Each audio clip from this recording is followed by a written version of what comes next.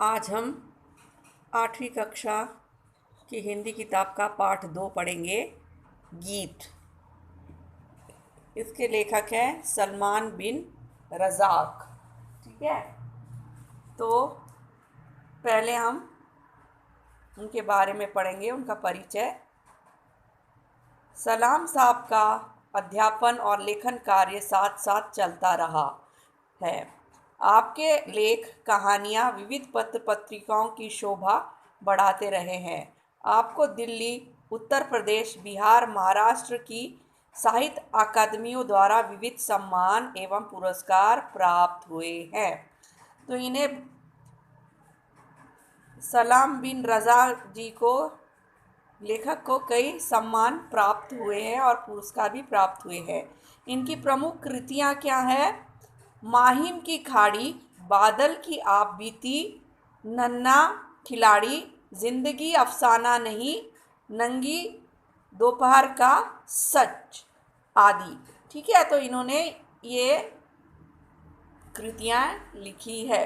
अभी इस पाठ में लेखक क्या कहना चाहते हैं कि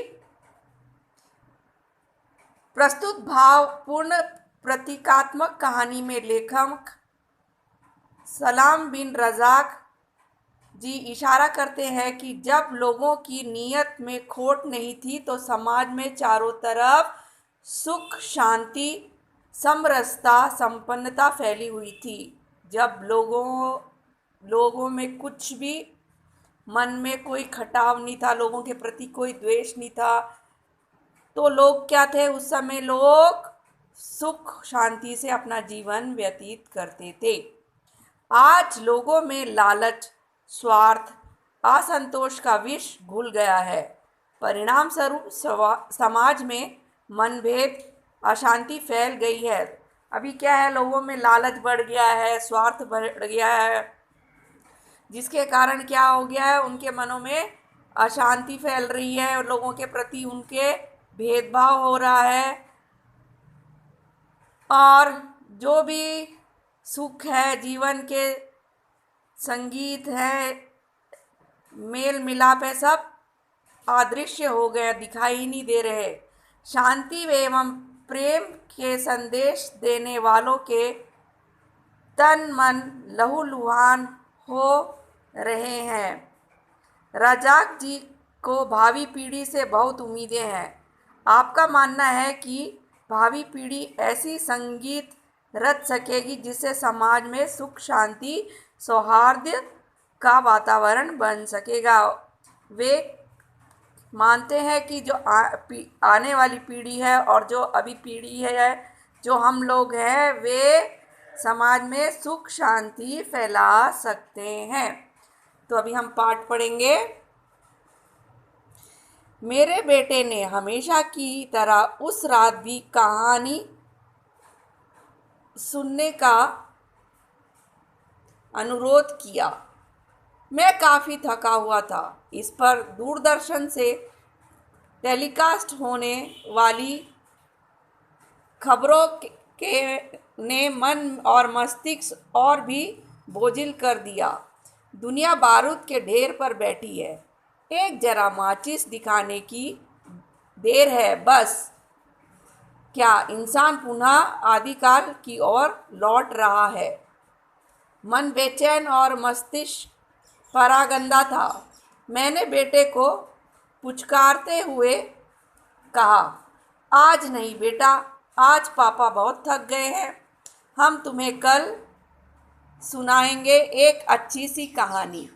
बेटे की जिद के आगे मैंने थक हार कर कहा, ठीक है, हम कहानी सुनाएंगे, मगर तुम बीच में कोई प्रश्न नहीं पूछोगे।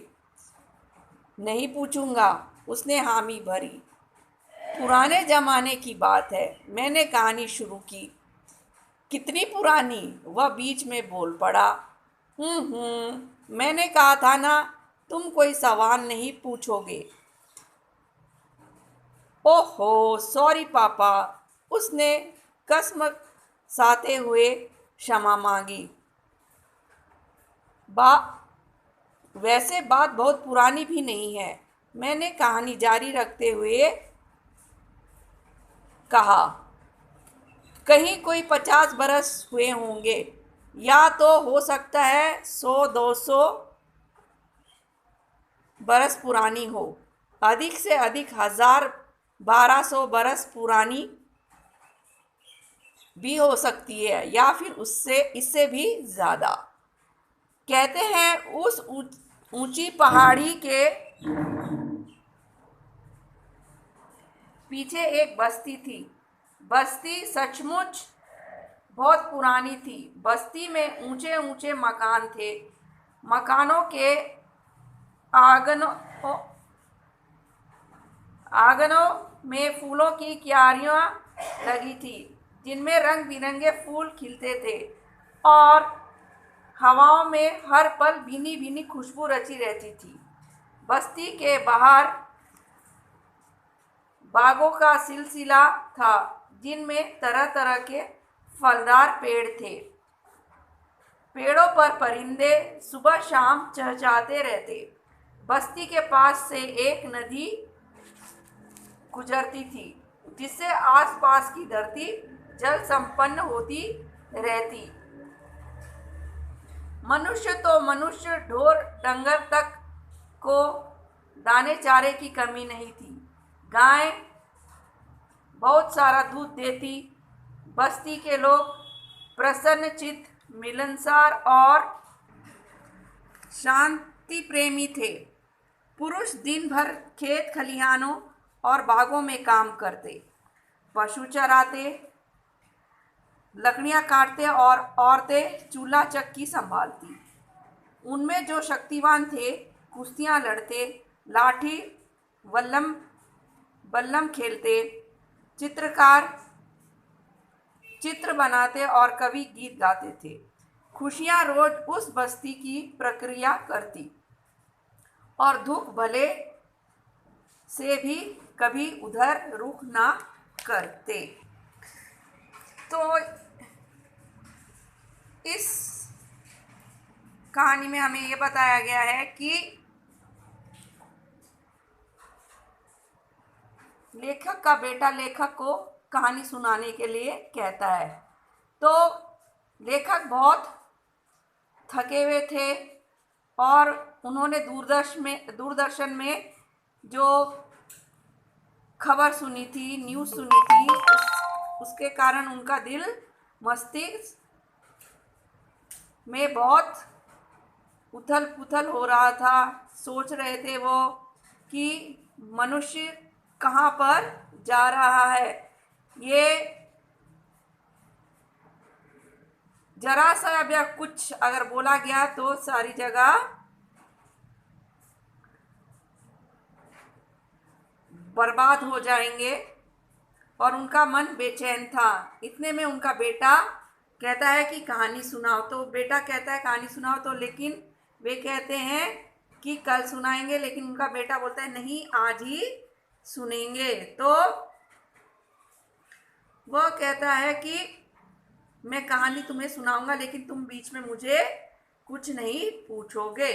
तो लेखक कहानी सुनाने लगता है, तो बेटा बीच में बोलता है, तो वो लेखक बोलते हैं कि तुमने बोला था कि मैं बीच में नहीं बोलूँगा। तो वह लड़का सॉरी बोलता है, क्षमा मांगता है पापा से। फिर पापा कहानी सुनाने लगते हैं कि कोई 50 बरस हुए होंगे, या उससे भी अधिक होंगे, या उससे भी, या 100-200 बरस पुरानी होगी, या उससे भी पुरानी होगी। तो कहते हैं एक पहाड़ी के पीछे एक बस्ती थी, जहाँ पर ऊंचे ऊंचे मकान थे, रंग बिरंगे फूल खिले रहते थे। फूलों में, क्यारियों में फूल थे जिसमें रंग बिरंगे फूल खिले थे। सब जगह खुशहाली थी, लोगों को खाने पीने के लिए भी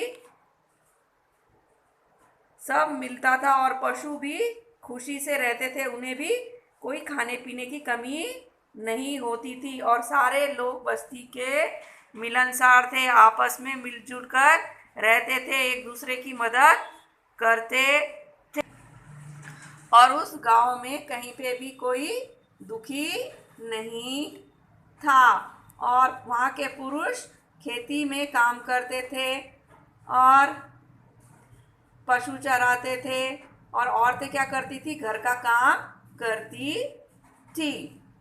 कहते हैं बस्ती के पास ही एक घने पेड़ पर एक परी रहती थी, नन्ही मुन्नी, मोहनी सूरत और मासूम सूरत वाली, बड़ी बड़ी आंखों, सुनहरे बालों और सुर्ख गालों वाली। तो एक पेड़ था वहाँ पे, घना पेड़, उस पे एक परी रहती थी जो बहुत ही खूबसूरत थी। परी गांव वालों पर बहुत मेहरबान थी। वह अक्सर अपने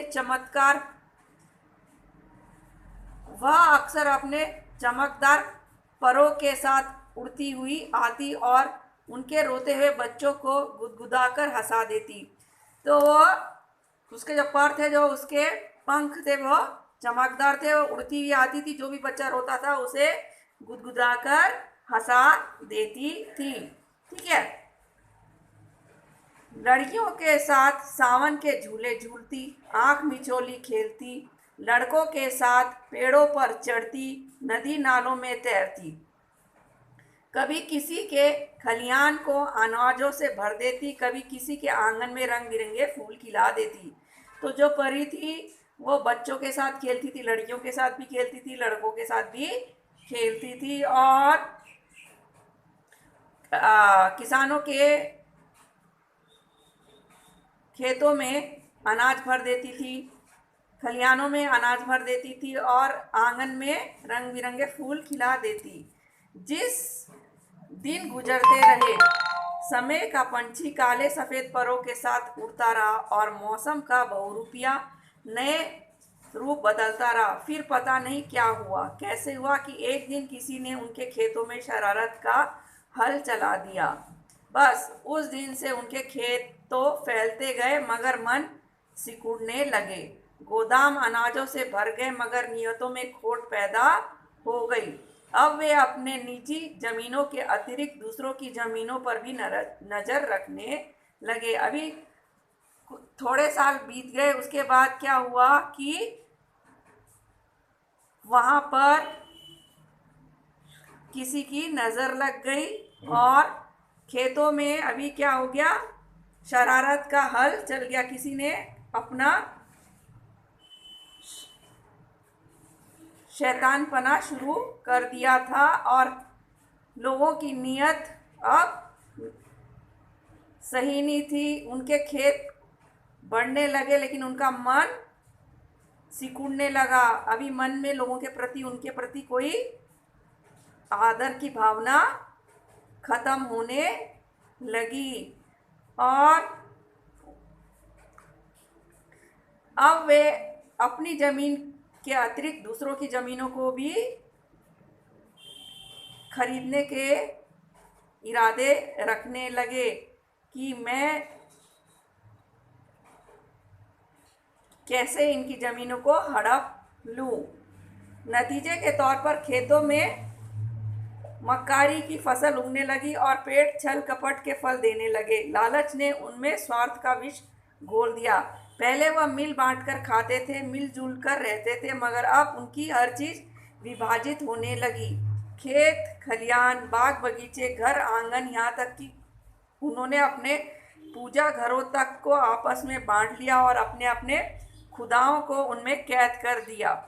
उनकी आंखों की कोमलता और दिलों की उदारता हथेली पर जमी सरसों की तरह उड़ गई।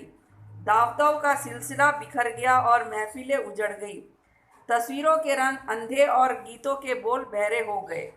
अब ना कोई तस्वीर बनाता था, ना कोई गीत गाता था। हर कोई एक दूसरे को हानि पहुंचाने की फिक्र में रहता। बस्ती वालों के ये बदले हुए रंग ढंग देखकर वह नन्ही परी बहुत दुखी हुई। वह सोचने लगी, आखिर बस्ती वालों को क्या हो गया है, ये क्यों एक दूसरे के बैरी हो गए हैं। मगर उनकी समझ कुछ नहीं आया।